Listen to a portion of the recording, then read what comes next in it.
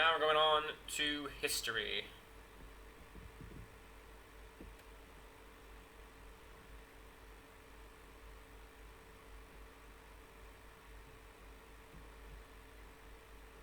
Now, some of these things are very brief, they're very simple, I'm not going to focus on them very much.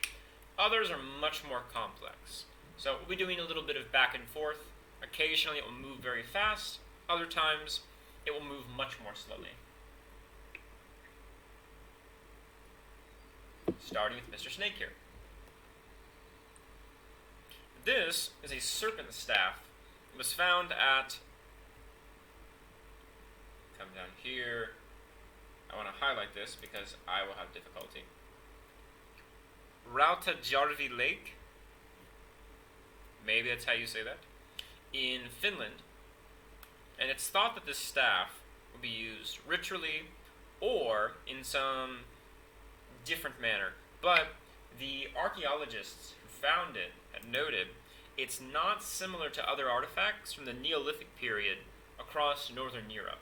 So it's very different from what they've been finding. It's not quite something you find every day, which has piqued their interest a little bit, especially because the Neolithic period is the meh period, where you basically know nothing because there's nothing to know. It's not written down, it's not well understood, there's very little artifacts. You have to go on the tools and kind of reconstruct people's lives from there. This one will prove to be a much bigger discovery. This is Gobekli Tepe, which, if you don't know, is a very famous site in Turkey. It has a temple made of these massive Neolithic stones, and people listed it as a major and early religious site, and as a major archaeological discovery. Should definitely show this one here.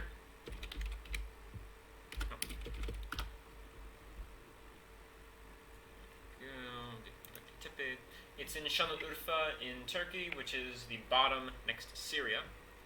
You can see the remains here.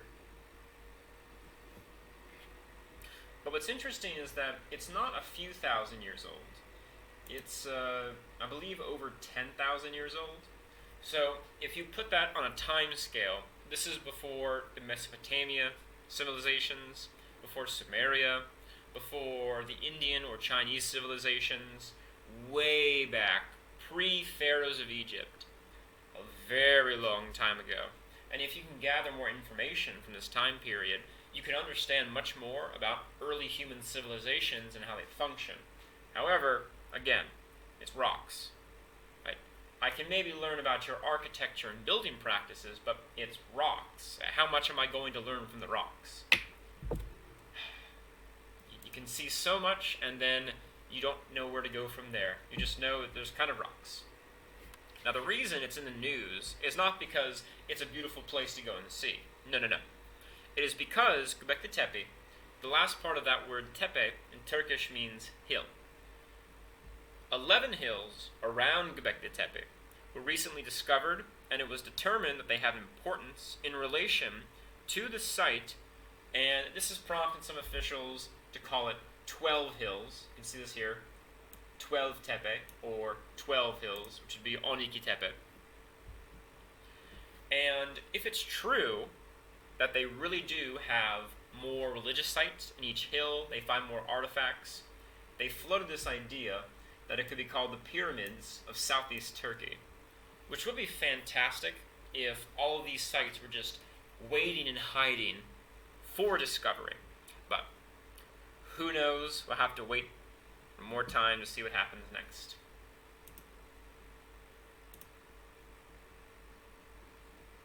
But this next one is an even bigger discovery. And this is a city in Egypt called the Dazzling Aten. And it was found recently near one of the other famous sites, yes, down here, the Tutankhamen, which was a very famous archaeological discovery. His casket that he was found in, his mummified remains were made very famous a long time ago. But it was near this place, actually. And it was a lost city for a long time. It was found near Luxor in Egypt. and it's the largest city they have found so far from ancient Egypt. They found a large variety of items. These included a cemetery, a bakery, workshops, a palace, lots of different items here. They found evidence of the settlement throughout the Egyptian period all the way into the Byzantine period, which means roughly 2,000-ish years of people living here in this area. And the size and complexity of this site astounded archaeologists because, and this is key, evidence from Egyptian cities is not that common, and they don't know as much about cities as they would want to. It would help them to understand Egyptian society and culture much more, because while you have palaces and tombs, that's all nice, it's not full laid out cities with artifacts and everything. That would give you a lot more information to understand this place. If you could fully uncover the site and understand it, you may learn something more about the civilization that you're so invested in, since there are lots of archaeologists interested in Egypt. So much so they're called Egyptologists. And there's much more fascinating information behind this. One of the pharaohs in Egypt, he became a monotheist. He worshipped a sun god called Aten, and he took his name from that person. I believe this was the person, Akhenaten. And he established this religious cult, only existed when he lived, popped out when he was gone, very quick. But it's an interesting episode in Egyptian history as well. So when you link all this together, it's a very big opportunity for archaeology. You can understand much more about Egypt just from this place.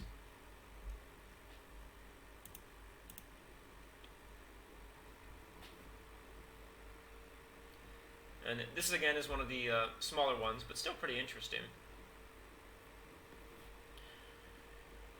Now, in this case, a number of different items were found by a metal detectionist near Galloway. This is in Scotland. Yes, in Scotland. One of them was a silver gilt decorated and lidded pot, seen here. And it's been carefully studied because what may look like an ordinary pot to you is much more complex than you give it credit for. This wool wrapping you can see here, it was wrapped. It predates the Viking era. So this is before the Vikings, in one of those mystery periods. You don't know much about Scotland, but you know a little bit.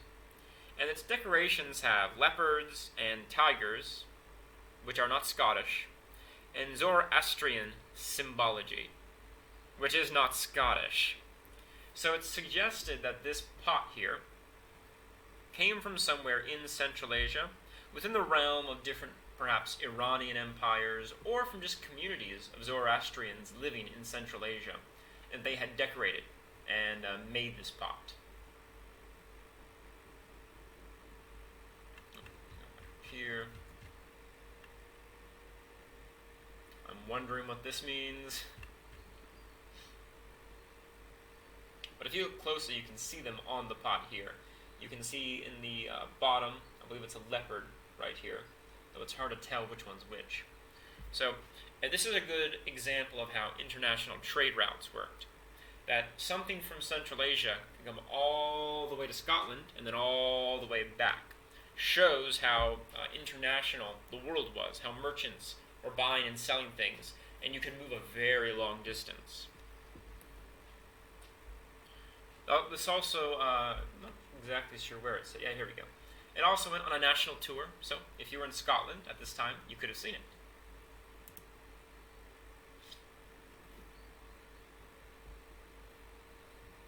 Now this one is interesting because I was so close to this one. This is an ancient Greek city. I believe it's called Aizanoi, and it's from Kütahya in Turkey. That's where you go to find it. Now, I actually visited this place, not at the best time, but I got to visit it. It does look very nice. It's a nice, fun visit. There's not too much to do, but there is a nice temple. There's a theater and baths. However, there's a lot of ongoing archaeological activity, so they're still digging things up. Some things are still restricted. What was interesting, though, was that in the city, they found the Agora Gate, which is the entrance to the main market, but also the main square for the city. Which means that this city they found in Turkey isn't just a small Greek city. It's actually a metropolis, a major Greek city, which would have traders and colonies spread out into other parts of the world. And it was interesting because they didn't know much about it. And they've had ruins all around. There's a tiny village around the city, but I think they may be moving people out of the village, so it may be more archaeological in the future. Here you can see the bridge. If you go to another part of town, which is not, it's not here, you can also see a colonnaded street. You can see a marketplace, and there's a few other things as well that were available. But it was fascinating because I was so close, and they were digging, I could have seen the excavation. But oh well. It was a nice visit. There's plenty of beautiful things to see here. In Sweden, we have another metal detector. This person, what am I saying, metal detector? No. This person was participating in map making for his orienting club. He's making maps of an area. And when he was in a forest in Sweden, he found some Bronze Age artifacts just lying in the woods, relaxing. And they included bracelets and necklaces, which are extremely rare to find in a forest. Mainly, as they explain here, because you would take these artifacts and you would probably dedicate them to gods in rivers or wetlands, not a forest. So to find them here is pretty unique because normally you shouldn't be able to. And to find them out in the open is almost impossible. You shouldn't be finding that. And yet they did. Over in the Isle of Man, which has to be reloaded, this is what I was thinking of. A metal detectionist found this ring, which dates to the English Civil War, a few hundred years ago. It was marked JD on the ring itself. There's a better picture over here. However, I have two articles from this. You can see it in the center a bit here. It's a very nice ring. There we go. I have two articles because one of them mentions the ring, one of them mentions the story of who found the ring, which I'm also interested in too, so I wanted to include both of them here. The ring itself is going to be put into the Manx Museum, Manx being the people and language spoken in the Isle of Man. It is a bit separate from English, but it is a fantastic ring to find. I just wanted to show this one. They're shiny and beautiful in the center. Alright, now here's another exciting one, which unfortunately doesn't have much of a good ending, but this was a lead plate. It was found in Yátova in Spain, but it's written in an Iberian text from thousands of years ago. Now it's still indecipherable, but it could add to the list of texts available to linguists who are attempting to read their ancient language.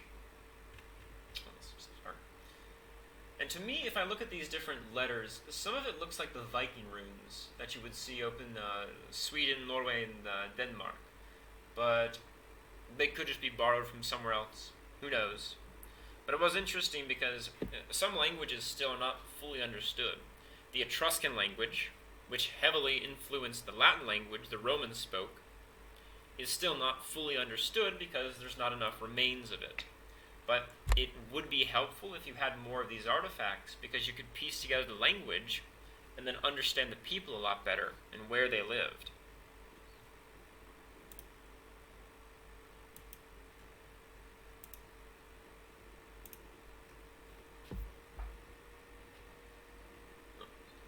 Here.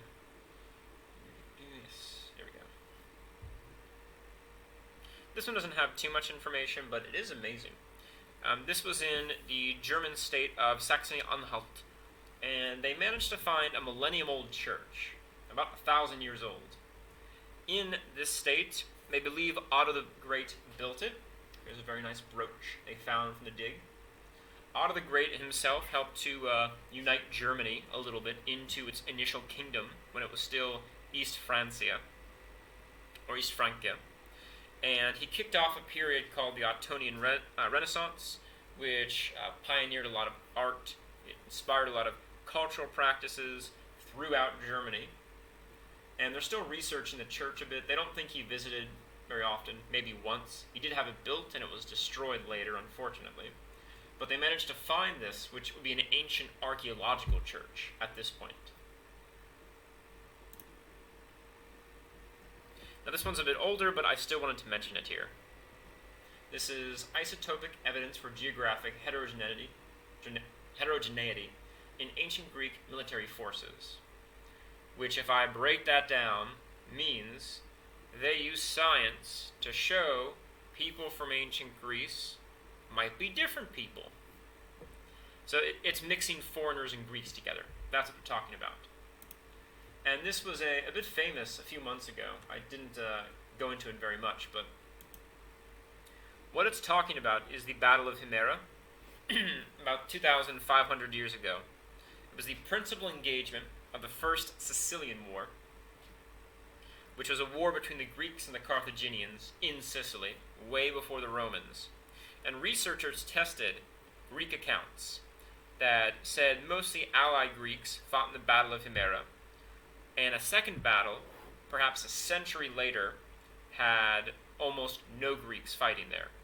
They tested the isotopes in the tooth enamel of 62 bodies that they found, and by testing this, they found that 1/3 of the soldiers in the first battle were locals, the rest were not. 3/4 of the bodies in the second battle were local, which would combat these historical claims to the contrary. Now, it's important to note this is only a few men in comparison to the large numbers present, but for so many to be foreigners, it could have serious implications of the scale of mercenary activity at the time and whether or not the Greek writers intentionally wrote them out of history. It is interesting that you can use these modern scientific approaches to disprove historical claims when you don't have any evidence to actually do it yourself. And you can use these specific techniques to show that this actually happened in a very different way. And as a very small side note, I was clicking around and found this. This is the lead author, Catherine L. Reinberger. And I thought it was hilarious because if you see, she's with the Department of Anthropology at the University of Georgia, Athens, in the city Athens in Georgia, which is a nice touch. We're talking about ancient Greeks and what they did with their civilization.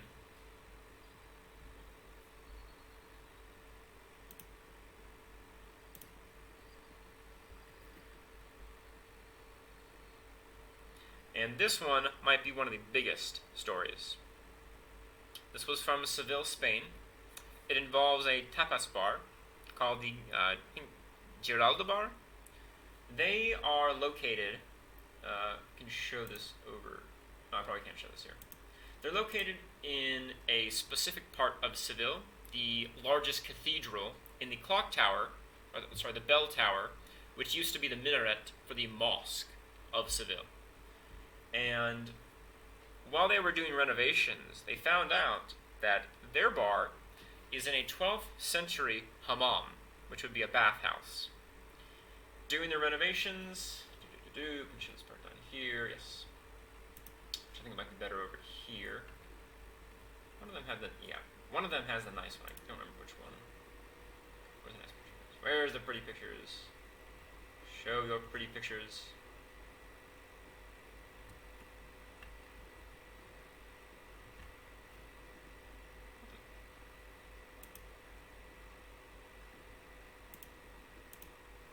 There we go. They had 88 skylights, which are these things here. They were in 5 columns, and by having the sun filter down, you can have a little light inside the hammam, but you can keep it darker, so it's kind of closed off from the outside world. They also had ancient tile work, as you can see here. It was painted in red ochre, with 8-pointed stars and 8-petal multifoil rosettes. I'm trying to see. They have a better picture. There we go. Here's these stars and rosettes. And the paintings actually stretched from the floor to the ceiling, which is pretty extensive for a bathhouse. And the bar had a style similar to the hammam, but a lot of people assumed that some of the artwork or the architecture style wasn't original. It was more a revival style other than an original creation. So unfortunately, it was a rumor. No one could prove it. And the time period, 12th century, dates to the Almohad period, when the Almohad Caliphate was a caliphate from Morocco. It stretched from Morocco down the Atlantic and through Algeria, Tunisia, into Libya, and up into Spain, which is funny because it looked like the second coming of Carthage because they had the same territory that the Carthaginian Empire also had. However, the hammam here is going to add a very nice touch to the bar, you can see in this section, because now you can see archaeology and go to a bar at the same time. And that's it for the history section.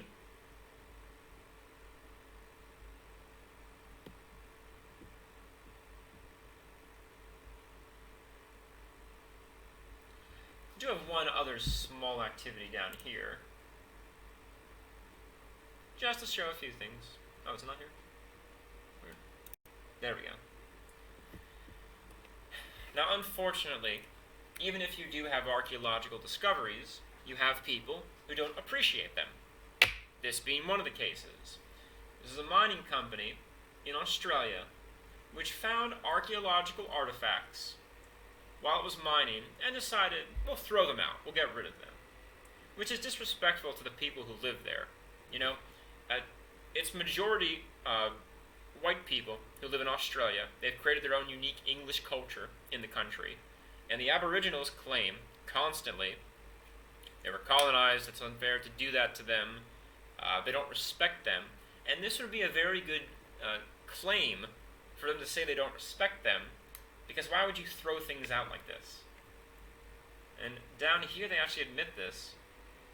They say, we're not proud of many parts of our history. We reiterate our apology to these landowners for past actions. We want to work hard to right some wrongs. But this isn't really righting any wrongs. It's a problem if you're getting rid of their history. It's a shame to see.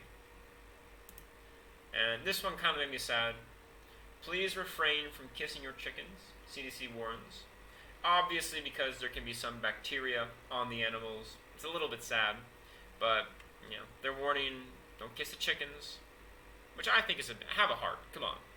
Come on, kiss a chicken. It'll make you feel better. The last one I had to include. Sticky orange coating on a 6,000-year-old Yukon dart came from a beaver's anal sac. I didn't know they had sacs. Let's read. It melts, hundreds of artifacts are recovered from the Yukon. The Yukon would be the Canadian part next to Alaska.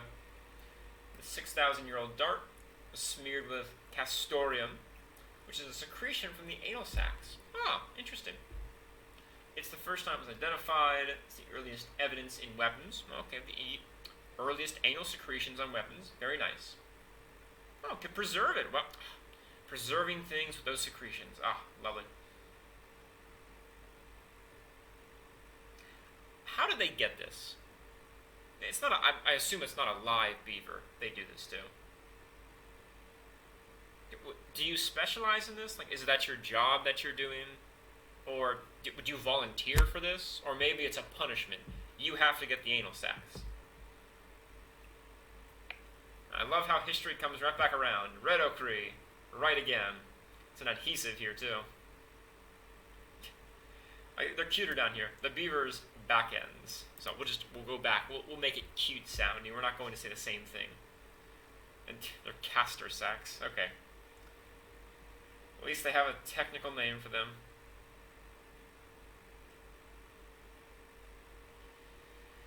Oh my god. But that is the fun of history. You can learn lots of interesting things. So on beaver anal sacs, we'll end the history section.